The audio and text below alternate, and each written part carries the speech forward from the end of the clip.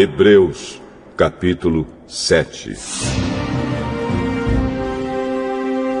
Esse Melquisedeque era rei da cidade de Salém e sacerdote do Deus Altíssimo. Quando Abraão estava voltando da batalha em que matou os reis, Melquisedeque foi ao encontro dele e o abençoou. Abraão lhe deu a 10ª parte de tudo que ele havia tomado dos inimigos na batalha.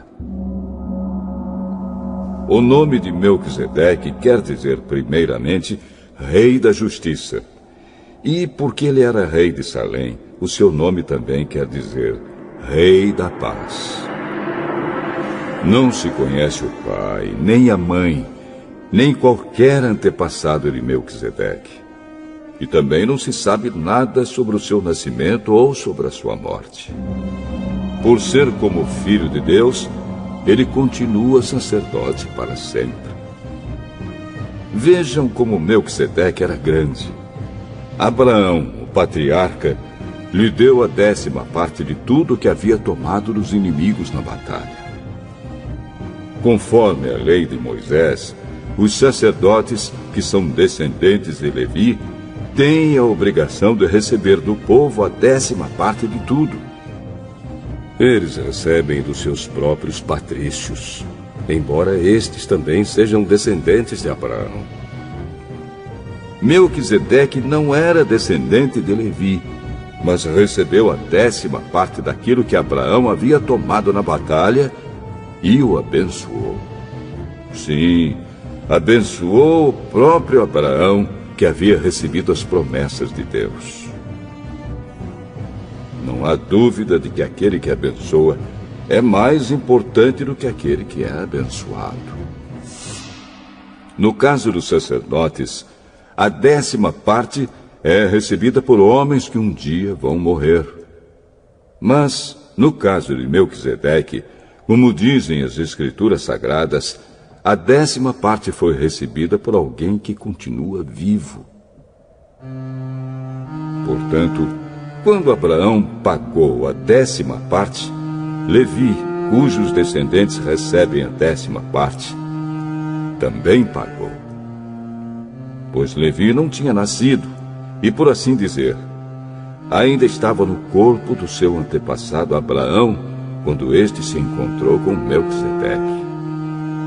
A lei que o povo de Israel recebeu se baseava no sacerdócio dos levitas.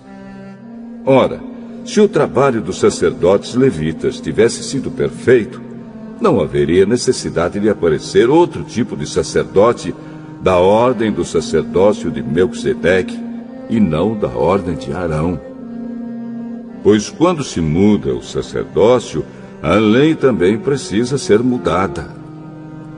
E o nosso Senhor Jesus, a respeito de quem são ditas essas coisas, pertencia a outra tribo.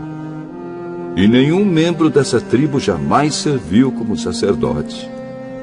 É sabido que, por nascimento, Jesus, o nosso Senhor, pertencia à tribo de Judá. E Moisés não disse nada dessa tribo quando falou a respeito de sacerdotes. E tudo isso se torna bem mais claro, pois surgiu um sacerdote diferente, parecido com Melquisedeque. Ele não foi feito sacerdote pelas leis ou regras humanas, porém se tornou sacerdote por meio do poder de uma vida que não tem fim. Porque as Escrituras Sagradas dizem: você será sacerdote para sempre, na ordem do sacerdócio de Melquisedeque. Assim a regra antiga foi anulada porque era fraca e inútil, pois a lei não podia aperfeiçoar nada. Mas agora, Deus nos deu uma esperança melhor, por meio da qual chegamos perto dele. Além disso, há o juramento de Deus. Não houve juramento quando os outros se tornaram sacerdotes.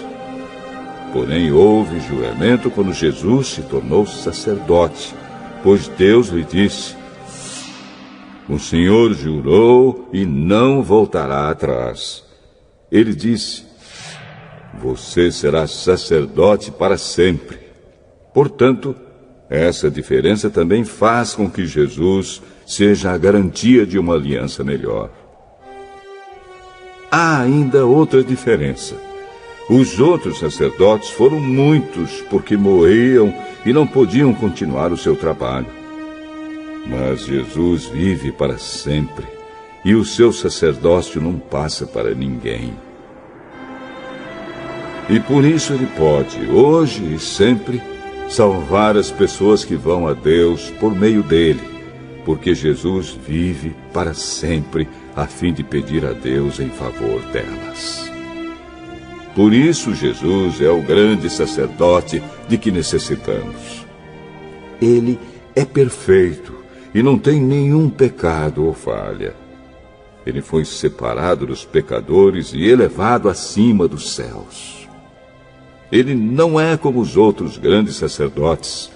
Não precisa oferecer sacrifícios todos os dias, primeiro pelos seus próprios pecados e depois pelos pecados do povo.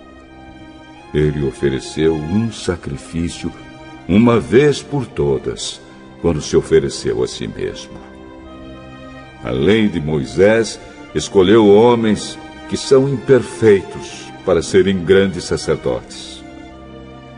Mas, pela promessa feita com juramento, a qual veio depois da lei de Moisés, Deus escolhe o Filho que se tornou perfeito para sempre.